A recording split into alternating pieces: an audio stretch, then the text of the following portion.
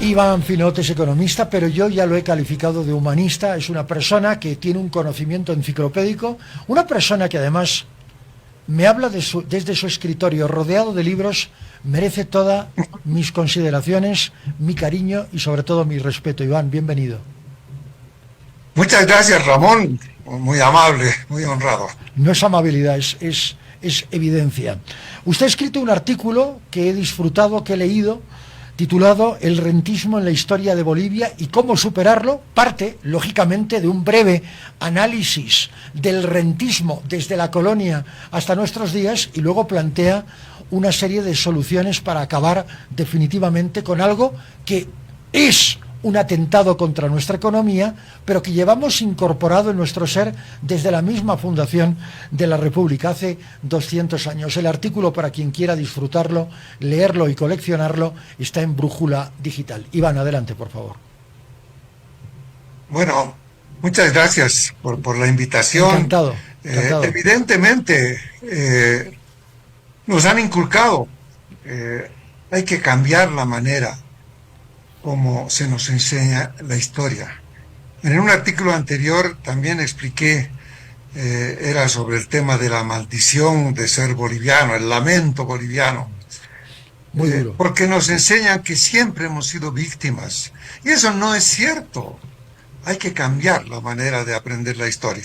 Igual nos han enseñado que nos han sacado la plata de Potosí y que con eso España se enriqueció. Pues bueno, como lo explico en el artículo, en la columna, eso es falso. No se enriqueció, más bien se quedó atrás por lo que se llama mercantilismo, porque la plata de Potosí, las monedas, llegaron hasta China, llegaron a los lugares donde se estaba desarrollando el conocimiento y la tecnología. Y eso es el verdadero desarrollo, conocimiento y tecnología. Eso es lo que tenemos que lograr y eso es lo que nos va a sacar del atraso. Por eso es que mi propuesta en el artículo que menciona Ramón es que dediquemos la renta de los recursos naturales a crear un fondo para alcanzar educación de máximo nivel. O sea, no se trata de una riqueza en particular. No hay mejor medio de producción, no hay mejor forma de progresar que la educación, el conocimiento y el desarrollo tecnológico.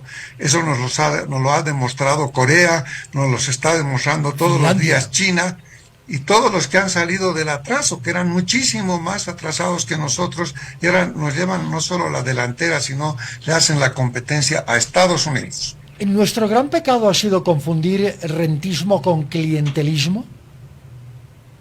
Son dos conceptos diferentes, ¿no? Pero que están vinculados, porque el clientelismo vive del rentismo. Correcto. Vive de dar rentas. Es más fácil ser cliente, apoyar a un partido político para hacer dinero que trabajar. Eso es lo que está pasando, o que estudiar. Entonces, eso es heredado otra vez de la colonia, es la prebenda. Como una vez ya mencioné, Miguel de Cervantes Saavedra pidió ser corregidor de la paz. Era una prebenda, porque no solamente iba a cobrar el tributo real, sino él podía cobrar cualquier dinero o plata adicional a los indígenas para enriquecerse él mismo. Y lo exigía como premio haber perdido un brazo en la batalla de Lepanto. Entonces, eso ha quedado todavía. Eso es lo que tenemos que terminar y lamentablemente el MAS, estaban hablando hace un momento del MAS, Sí. ha sido uno de los partidos más clientelistas de la historia. ¿Por qué se moviliza la gente? Porque ha recibido premios y va a recibir castigos si es que no sale a bloquear. Y me permito opinar un poquito sobre el MAS. Por favor. ¿Por qué tanto poder? ¿Por qué tanto poder, Evo Morales? Porque el MAS está dividido. Hay una parte del MAS que obedece a Evo Morales, que sigue las estructuras con las que se ha creado el MAS, que son las organizaciones campesinas e indígenas, organizaciones que ahora están divididas, porque el presidente Arce ha convocado a un congreso del MAS, pero con quienes son sus amigos. no son organizaciones que legítimamente han sido electas por sus bases, sino la gente que es más afín a Arce. Entonces el MAS está ahorita dividido. Evo no es solamente Evo, es una buena parte del MAS que sigue las estructuras en cuya cabeza se encuentra Evo Morales. Volvamos y todo gracias al clientelismo. Volvamos ¿Sí? a temas muchos más gratos como la educación y el desarrollo y, por supuesto, la tecnología. ¿Usted ha tenido oportunidad de leer los programas de gobierno, las propuestas, los planes que tienen los diferentes candidatos en materia de educación, Iván? Sí, cómo no. No los he estudiado a fondo, No. si no hubiera dedicado a la Simplemente una columna al lectura, tema, pero sí los he leído. no una lectura somera, pero leído. tener una idea, sí. ¿Cómo no? ¿Cómo no? La idea fundamental es que la educación es parte de la política social, como la salud y hasta la seguridad. Eso es el pasado. Que todos tengan derecho a educarse. En Bolivia casi ya no hay analfabetismo. Ya no es ese el problema. El problema fundamental de Bolivia es la calidad de su educación. Es pésima. Somos uno de los países que proporcionalmente gastamos una mayor proporción del gasto público y hasta del PIB en educación, pero gastamos ese dinero muy mal, pésimamente mal. Eso es lo que tenemos que cambiar. Tenemos que cambiar la manera como se imparte la educación.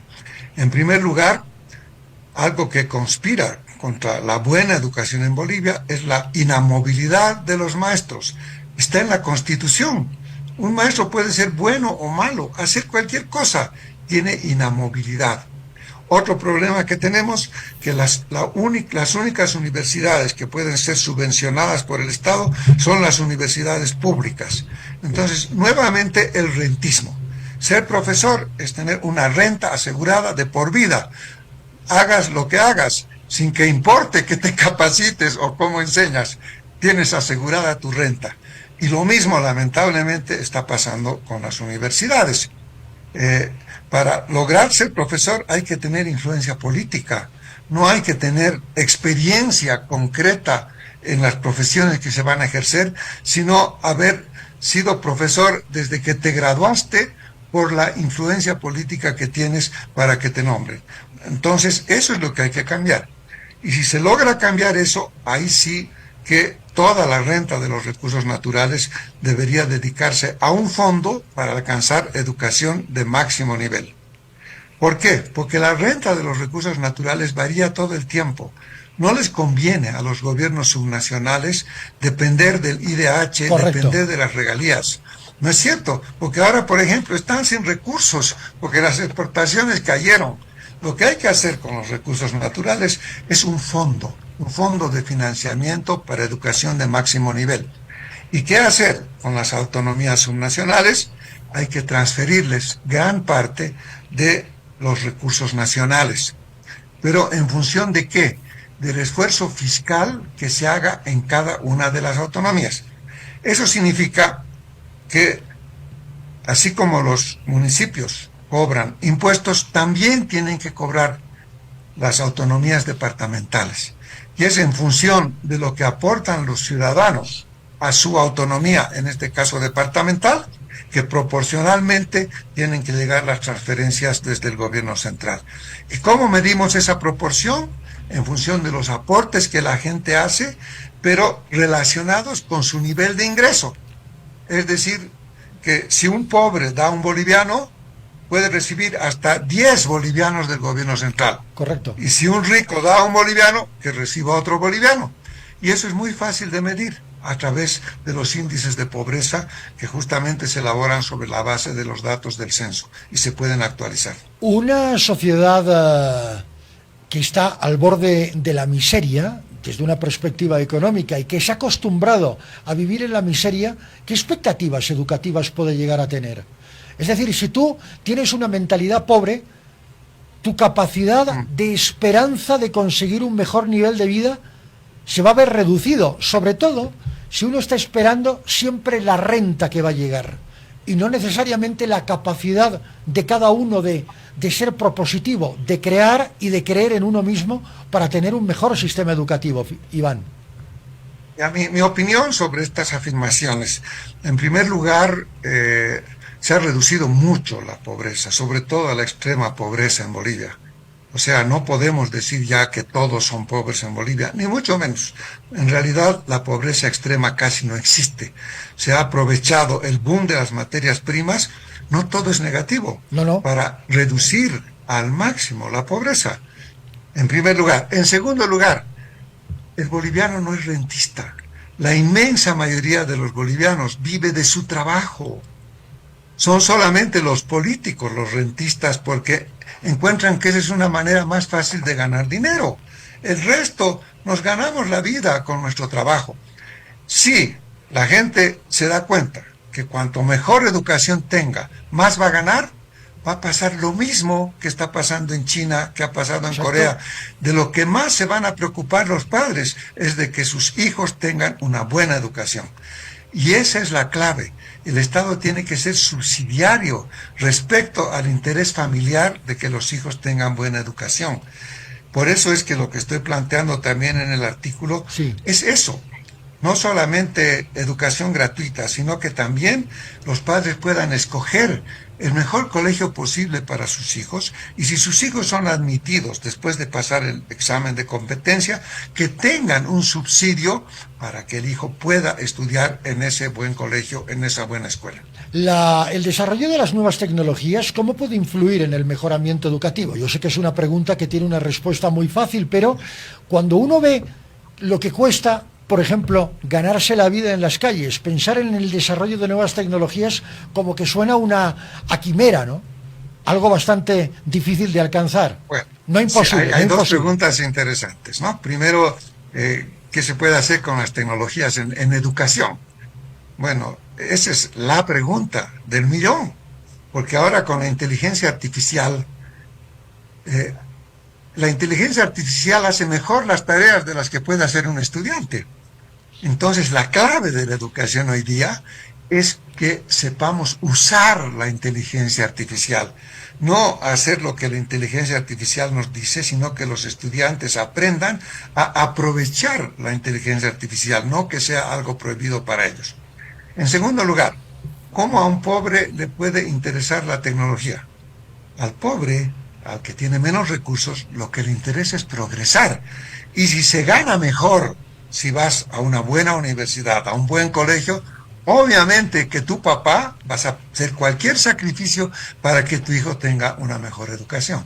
Eso es lo que lo va a convencer de que tiene que tener una buena educación para sus hijos.